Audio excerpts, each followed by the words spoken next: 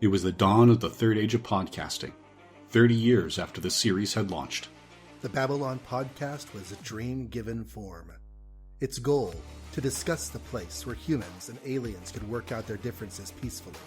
It's a port of call, home away from home for established fans, newbies, John, Blaine, and guests.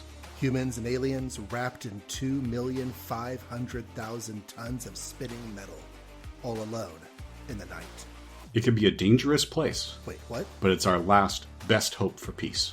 This is the story of the last of the Babylon stations. The year is 2024. The name of the podcast is Babylon 5, 30 years later. Hello and welcome back to Babylon 5, 30 years later. This is a podcast that is talking about, you guessed it, Babylon 5, and we're looking at every episode that aired 30 years after it did so. So my name is John Wilson, and I am new on this Babylon 5 journey. You know, I've visited a space station or two in my time. I've jumped a gate or three, but I can't seem to ever come across any of my own shadows. So that's a problem I've been having on this podcast as I say stuff that makes no sense. But with me on this journey is Blaine Dowler. Blaine, how are you? I'm doing well. How about you? It's an interesting episode we're talking about today. Confessions and Lamentations. And I don't know. I think it's going to be a terminal experience for 100% of those listening. Yeah, unfortunately. Unless we can get something figured out at the last second. Pull some plot out of our butts right at the end, right? Yeah. This is the 18th episode of season 2, and it is the last episode of the season before going off to our final, rather extensive break. For those who are watching lots of different science fiction shows at the time this came out, season 1 of Voyager has just ended this week, and season 3 of Deep Space Nine is going to be wrapping in the next few weeks, has 2 more episodes to air in June. And then while we are in our mid-season break for Babylon 5, Star Trek's just taking its regular season break, and they're actually going to come back with both shows for the next season before Babylon 5 comes around again. So that's how that life works.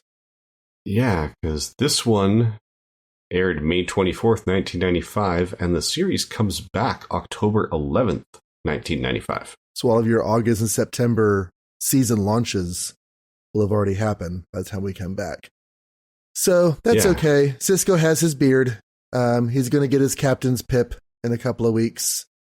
And, next year there'll be a Worf, but not on Babylon 5. Nope. No, and funny, the little bit of an aside to Deep Space Nine, that captain's pip was because TV Guide had an article comparing the best captains in Star Trek, and Ira Stephen Bear, the showrunner for Deep Space Nine, said, hey, how come Cisco wasn't included in the conversation? It was just comparing Kirk, Picard, and Janeway? And they said, because he's commander and not captain. So, that's when he said, okay, if they're going to exclude us on that, he's going to be a captain. Honestly, I feel that because I remember those captain conversations. I remember people saying Cisco's only a commander. So yeah, making him a captain, I think, but even like he says in that episode, it's the same job, just, different title. Yep. And if they were still capitalists, different pay. Yeah. So yes, Confessions and Lamentations. It did air on May 24th, 1995. And it's a big one. So we open with Kefir out doing a run, looking at trying to find stuff whenever they get a distress call about a ship from the Makbar, was it? Or Marcab. Same letters, different word, different order. So Sheridan has Kefir recalled and tells Ivanova that Kefir should not go doing these little trips. He saw something in hyperspace a few episodes back, and he's been trying to find it. And Sheridan's like, maybe not. because Sheridan is starting to get an inkling of what is out there and going to keep his men safe. So he does want a squad of people, including Kefir, Zeta Squad, to go and find this ship that is having the distress call. So they go out there and they get the ship, and there's 200 Markhab bodies on board. The entire ship full of people is dead. So they haul the ship in, and meanwhile, on the station, there have been some Markhab residents who have come down very sick and died. And the local Markhab physician has declared their deaths to be due to natural causes. Well, with this whole ship full of dead bodies coming in and the number of deaths so much on the station, Dr. Franklin does a bit more of a in-depth analysis of the corpses and finds that they have all died of a plague and not just humdrum natural causes. So when Zeta Squad gets back with the Markhab ship, the Markhab physician is like, I'm sorry, we're going to confiscate this ship. You have no right to violate our ship's space. This is our privacy. But Dr. Franklin makes a sneak. He's like, you need to tell Captain Sheridan what's going on. And that's when the physician confesses that the plague is 100% terminal and 100% contagious, which means that Babylon 5 has potentially just become a plague station. And they immediately go into quarantine while they investigate. Now, around this time, there's this little bitty B plot that lasts all of about 5 minutes. It comes and goes. We're going to stick it in right here. Sheridan and Delenn have been getting closer. And Sheridan has offered Delenn some human foods. They've had dinner together. So Delenn decides to offer Sheridan a Minbari ritual meal. Now, Lanier, her aide, has spent 2 sleepless days preparing this meal. And so whenever Sheridan sits down to eat it, he's all, looks good, appreciate the invitation. I'm kind of surprised to hear you spent 2 days cooking this food, but you know what? Let's eat. But oh no, the consumption of the meal must be done with as much meticulous attention to ritual as the preparation, or Lanier will be shamed and will have to start all over again. So Sheridan goes through all of the rituals, and between every bite, they have to meditate. So, of course, he falls asleep at one point. But anyways, they do wrap up the meal with some degree of success. And Delenn says, we should do this again sometime. And Leonier's like, yes, of course we should. And Sheridan's like, yeah, thanks, bye. So that happens. It's kind of funny interjected, and I'm glad they wrap it all up at the beginning before the story gets heavy. So here's the skinny on the Markhab. 1,000 years ago, there's that time frame again, there was an outbreak on an island on the Markhab homeworld of a plague, and they named the plague after the place where it broke out, which was Drawfa. And the people of Drawfa were known for their immoral lifestyles. And whenever plague broke out, everyone else on the world was like, yeah, well, that makes sense. The gods are judging the people of Drawfa for their immoral lifestyles. And when they all die, it's like, okay, yeah, they died because they got judged for their immoral lifestyles. And so the idea of the Drawfa plague became this legend over time. It was associated with immoral living. You better live right or go get a catch Drawfa, that sort of thing. And then about a year ago, actual cases of Drawfa started to break out. And because of the social stigma of the disease, people who caught it would try to cover it up because they didn't want it associated with themselves. Only immoral people catch Drawfa, and they're living morally. So, of course, in any case, it has spread through various branches of the Markhab population because there weren't really that many measures taken against it because of all of the stigmas. So now it has made its way onto this ship and onto Babylon 5, and they're going to investigate. The first step is to see if it can contact any other species, or if it's only relegated to the Markhab population. They talk about different tactics on how to control the vectors of the disease. One person suggests they put all the Markhabs in one area of the station, but Dr. Franklin's like, no, this thing is airborne, or at least we think it could be airborne. If it is airborne, then putting them all in one place is not going to do any good because it's already in all the parts of the station. And actually it would do harm because you put all the sick people and all the people who can get sick in one place, and it's just going to wipe everybody out really quickly. So his intention is to just continue to investigate the Markhab people. The problem with the investigation, though, is that once the disease catches hold, it goes very quickly, and you are dead in a matter of hours. So it is difficult to study the development of the disease. But Franklin does, and the physician works with him. All the hostile tones at the beginning of the story have faded. They're working together. Franklin tells the physician, whose name has escaped me, which is why I keep calling him the physician, but I believe it's Dr. Lazarin.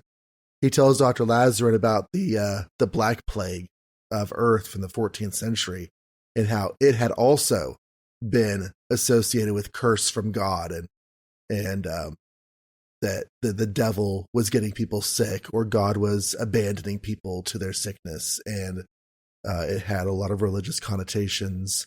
And in fact, ironically, since cats were considered the devil's animal, they were wiped out in the millions, which, since it was actually being transmitted through rats and fleas, the cats could have actually done something to stem the tide. But, oh well. Anyways, so things continue until the disease is discovered to have spread to another species on the station. The Markhabs do all confine themselves to one part of the station in a bit of indignance. I don't think it's the physician. I think it's somebody else in the Markhab. Yeah, it was the Markhab ambassador. The Markhab ambassador is taking indignance because from his perspective, it's shaming. The idea that they could all possibly have this disease is shameful because they're all moral people, right? It's only going to suggest that they're immoral would be to suggest they could catch the disease, and that's just so rude. So in indignance, they're going to confine themselves to one part of the station and keep themselves away from everyone else's immorality. So Delenn and Lanier offer to minister to the sick and to try to help them while the cure is being researched. So they spend some time with the sick Markhab. There's a sweet story of a girl who gets lost and they can't find her mother, and because all she knows is her name is Mama. But Lanier does eventually find the girl's mother and reunites them. And after they embrace, the little girl walks away from her mom and staggers and holds her stomach. And it is apparent that she has contracted the disease. So a joyful story turns very sad very quickly.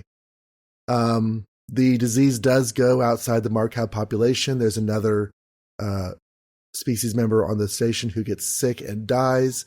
So Franklin starts studying their cells. He's trying to figure out if whatever they have in common that allow the other species to contract the disease might actually give them this information about how to combat it. And through some cross sampling of tissues, he's able to find out that the yellow cells of one and the green cells of the other, and he's able to figure out what elements are actually involved and come up with a cure for the disease. And they go to the sector of the station where the Markhab people were hiding, and the entire sector has died. And we go to a broadcast that tells us that the entire planet of the Markhab people has been found to be dead from the spread of disease. Yes, not just the homeworld, but all the colony worlds as well. Yep. It has worked its way through all of the branches of the population, and for all intents and purposes, unless there's some random isolated individual out there that turns up later, the Markhab civilization and species as a whole has perished, has become extinct to the Dropha disease. And we end on a very human note in all the wrong ways.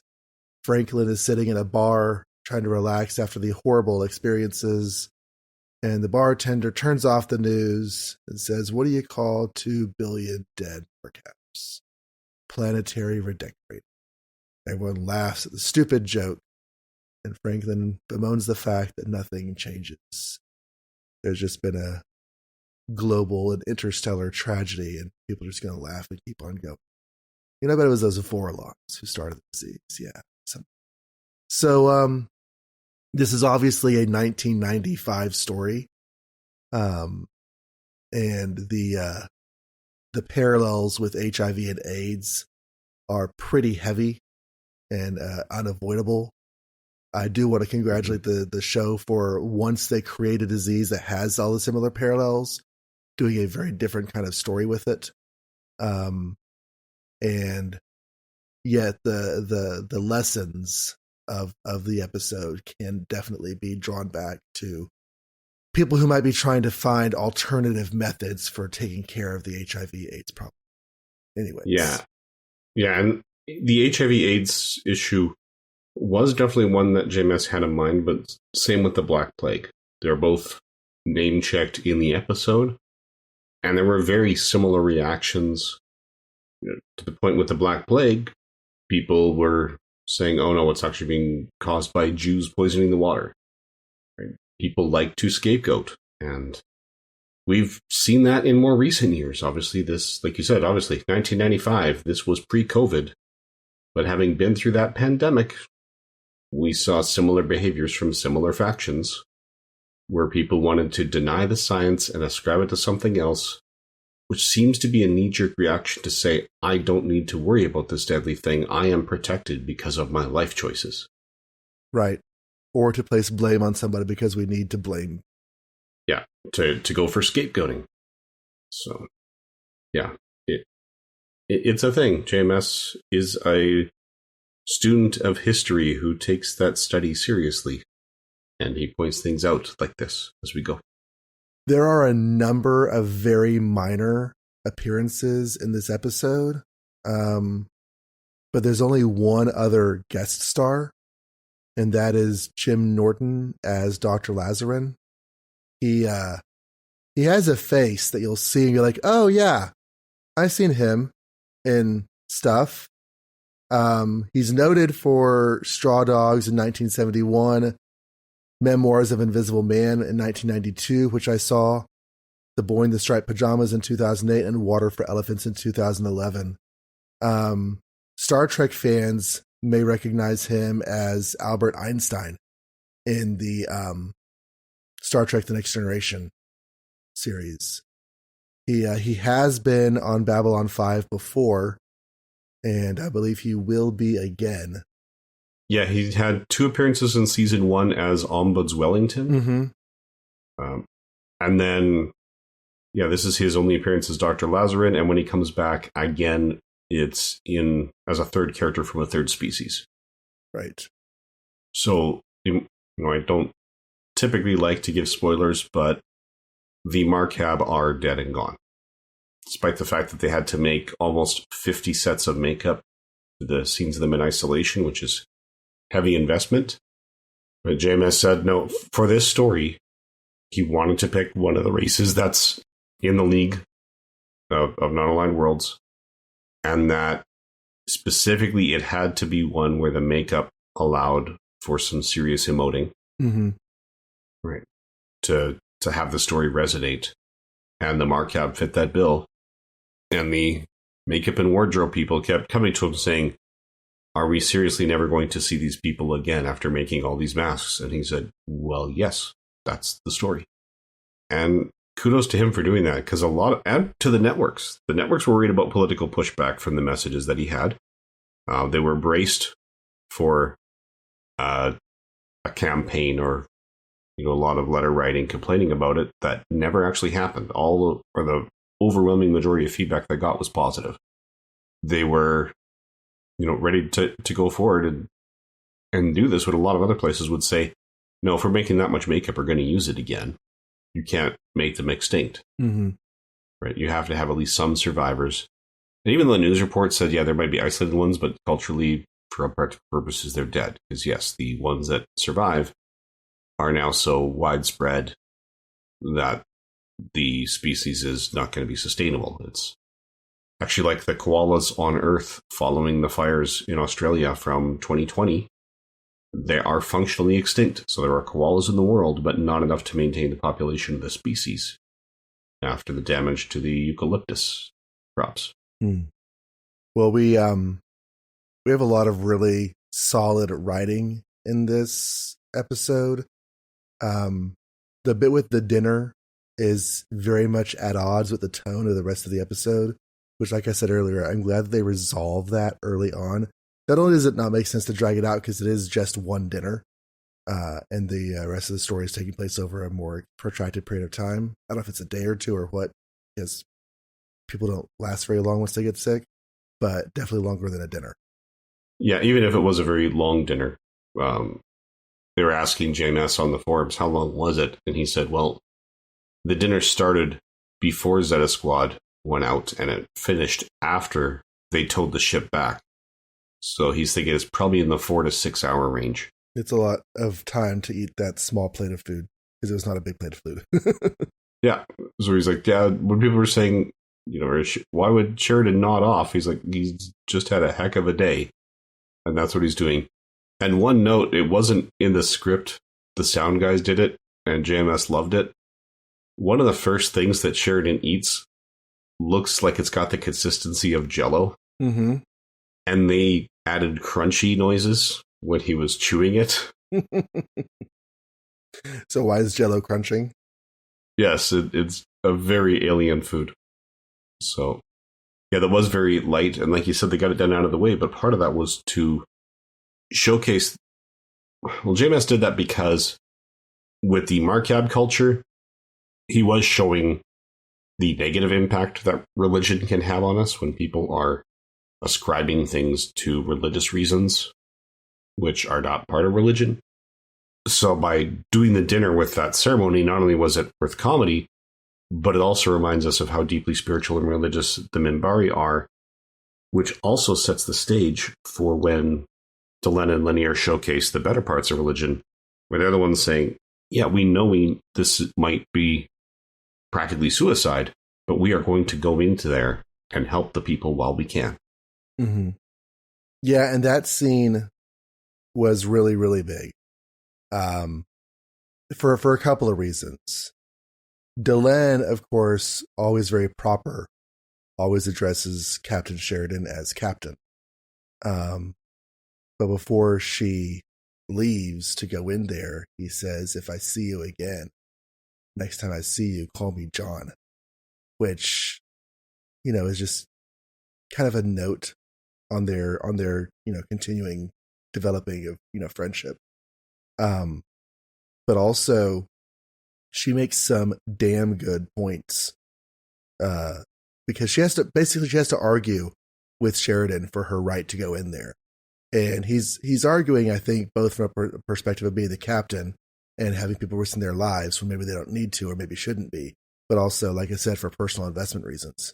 But she says that, when people are sick, this is what you do. You go help them. You minister to them. You meet their needs. You help them feel as good as you can. And he says, but they're not your people, which is a point that fits in very well with the world of Babylon 5 that we've seen to this point. Everyone is very concerned with their own people, and concern about other people is in a diplomatic sense or in a conciliatory sense or in a trying to be a good person to this other group of people. But she says the line, I didn't know that similarity was a prerequisite for compassion, or something along those lines. And yeah, the fact that they're not her people doesn't matter. The fact that they're different doesn't matter. The fact that she could die doesn't matter, because they need help, and that's what she and Lanier do. And I was extremely impressed by that sequence. Yeah, it is very well done. JMS often gets accolades because, at the time, Babylon 5 and Star Trek were the two biggest franchises on the air. Both created by people who are vocally atheist. And they have very different attitudes towards religion on their shows. Mm-hmm. Right. There's, I'm trying to remember the name of the episode, The Outpost, or Who Watches the Watchers, or there's a Next Generation episode where a budding species, kind of a proto-Vulcan, start to worship Picard. And he's told, well, maybe just go with it for now to minimize contamination. And his response is, you want me to tell people that gods are real? You want me to send them back into the Dark Ages? No, I won't do it. So in the Roddenberry future, religion is gone because people have awakened. And JMS is looking at it going, we're going about 200 years in the future, and we've had very little shift in this area in the last 2,000 years. Mm-hmm. Why would we expect it to shift that much? Now, in Roddenberry's defense, they were deliberately vague about the original Star Trek because he said it's going to take a long time to make these social changes. So the specific timelines and what year was taking place were not really established until TNG was coming out. Right. The Wrath of Khan says in the 23rd century. So that was the first time that we got a really solid time frame. Yeah, there were other things mentioned, but they weren't consistent. Yeah. So the original series, someone said, it's been, how many hundreds of years since Napoleon, which is inconsistent with some other, how long it had been since Abraham Lincoln or something. But they said it was roughly this many centuries ago. And they had two inconsistent numbers because consistency wasn't as big a deal at the time. And it was Who Watches the Watchers, by the way. Okay. Which I knew without looking up, just to say. Okay. So Dr. Franklin is a tour de force in this episode. He gets to be very righteously indignant. Not self-righteously, not inappropriately so, but very righteously indignant over the way that this has been handled. And when he's giving orders to his medical staff to get things done and get them done quickly and effectively, he gets very, very vocal with it. And it's just seeing him getting stuff done for the sake of saving a population and just watching those priorities work out. I don't know. I thought he really shone in this episode. Yeah, I'm actually trying to find his original speech, or when they were trying to get the other doctors to step in, and there was the very real hesitancy, which is another thing that they got positive feedback from. Right. It's human to stop and pause before going into this area. But the ones where, there's another doctor going, do you know what this means when the Pakmarana died? And his response is, yeah, it means we know more than we did 5 minutes ago. We need to work this problem now. Get in there. These are your assignments. Go be doctors. Yes. Yeah. Sorry, I'm just flipping through the script book trying to find it, but it's fine. Yeah. Okay. But yeah, he had some serious moments to shine in this. And again, Ivanova wasn't in it much, but she had some great moments too. So we also see the side effect from In the Shadow of Zahadum, where Sheridan was explicitly warned by Kosh and Delenn, right, we can't let the Shadows know that we're out there. So this is why he told Kefir, or ordered that, all these personal trips are out on the pretense of keeping the ships charged and ready to go. Right. That led to a great conversation between Ivanova and Kefir, where she's telling him, yeah, you're not doing your off time. And he's like, but there's something out there. Yes, there is. There's something out there. There's also something in here. The something in here is me giving you a direct order. And then, if that's not clear, we could discuss it over the next 4 months while you watch Zeta Squad go on missions without you. And he doesn't need an explanation. He wants one, but he doesn't need one. And he needs to follow orders and go do what he's told. He was getting some leeway as a privilege to go search this thing out. But yeah, I thought that was pretty great. Yeah, this is one of those episodes where almost everyone has a shining moment. That Faith manages, which is what Delenn was telling Lanier, what the little girl was asking them to find her mommy. That is turned into one of the most quoted lines from the series. There's actually friends of mine, the husband and wife are both big fans of the show.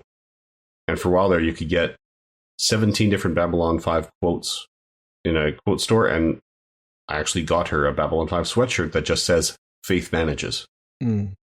I think I still have I can only conclude that I'm paying off karma at a vastly accelerated rate sweatshirt upstairs somewhere.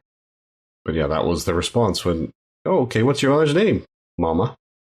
Okay, well, Faith manages. And again, Lanier's credit, you could see how much this was weighing on him. So he was in there after staying awake for 2 days because sleeping might lead to error. Cooking the meal. I don't know how much sleep he had a chance to get before he went in there to minister. Right? Maybe a short cat nap, but it wouldn't have been a full night's sleep, not with the pace that this was going. Right. And he went in there, and to his credit, he found his daughter came back, said, Faith manages. So, well, I think I am running out of points for our league in session. It is maybe worth mentioning that we talked last episode about how 1,000 years ago has popped up several times, and it pops up again here. So there's a suggested link between the plague and the shadows, even if we don't ever come back to what the actual link might be. So, moving on to our last best hope. This is where we like to talk about our standout character or character moment in the episode. And what are you carrying away from this episode, Blaine? Oh, this is such a tough call. It's a very consistent episode. So it has some high points, but there's not a high point in the context of having a mountain in the middle of this. Like, there's just some really good stuff. So I do think in the end, I'm going to say that, yes, I'm torn. I think I'm going to go with that scene you mentioned with Franklin, where he's a force to be reckoned with. And, when he said, okay, yes, the Pakmara is dead, which means we know more than we did 2 minutes ago. So you guys analyze this. You guys analyze that. You do this. That was a great scene. I'm torn between that or just the guts they had to wipe out a species with this much investment that has been there, at least in the background, since Midnight on the Firing Line. Mm-hmm. Like, this is a part of it. So that this is a show that won't back down from stakes. But yeah, I think in the end, I'm going to give it to Franklin for his rallying speech there. How about you? So for me, I feel like the message that's being conveyed by Delenn to Sheridan is the kind of message that needs to be conveyed to larger portions of the population. The notion that compassion should trump a lot of other stuff. That when people need help, you help them. And if they look different than you, believe differently than you, come from a different culture than you, none of that is important. Similarity is not a prerequisite for compassion. And, we've seen the opposite of that so often. And it's just, it's heartbreaking. So to see these two people, and it's just two, it's not large members of the station going in to help the Markhab. It's just two Minbari. And we've been led to believe that there are other Minbari on the station at other episodes, and maybe they're coming and going. And so maybe these are the only two that are on the station at the time. But these two Minbari are the only ones who go into the quarantine area and help. And they are in there as they watch all those people die one by one. And whenever we open the doors, they have to step past and over the corpses of all the people in that room. So ultimately, their efforts to help were short-lived. I started to say were for naught, but they weren't for naught, because while those people were alive, Delenn and Linear were helping them, and that was important. But their efforts were short-lived. So yeah, that speech that she makes where similarity is not prerequisite for compassion. That's my last best hope. Okay. So that brings us to giving form to the dream, where we like to look at anything from the episode and not spoil ahead, but stick a pin in anything that might be worth remembering for later. And the Markhab are not coming back. We've already said that. But they, I don't know, are the events of this episode going to have repercussions? Some. The elements that will continue to compound and will be seen again are not the ones directly related to the Markhab. You've already noted that the relationship between Sheridan and Delenn seems to be on a different path than the relationships between Sheridan and the other ambassadors. And between Delenn and Sinclair. Yep. We have another reference to a doctor advising Franklin that, maybe using stims to get through a crisis is not such a good plan. Yes, because he was, in order to stay awake and stay alert, he did take several doses of stimulants. Yeah. So we've had that. Again, we get confirmation that Kefir has been doing his search for that shadow vessel, which has now been curtailed. So he's not randomly out there, which is why I pointed out when he found the teddy bear that we didn't know if he was sent out specifically to find that teddy bear or if it just showed up while he was out there. But yes, we were talking before about how Kefir doesn't seem to be having much of a story arc, but right now this is his arc, what's happening with his search for that ship. And I think those are the key ones. I'm not coming up with anything else that we know is going to be coming back in the near future. Speaking of the near future. Oh, yes. So next episode, we're not going to be back next week. This is the last episode before a broadcast break. So as we said at the beginning of the show, this came out May 24th. The next episode would not be released until October 11th. We, however, are not going to leave you without any podcast. So we're going to continue doing episodes about once a month.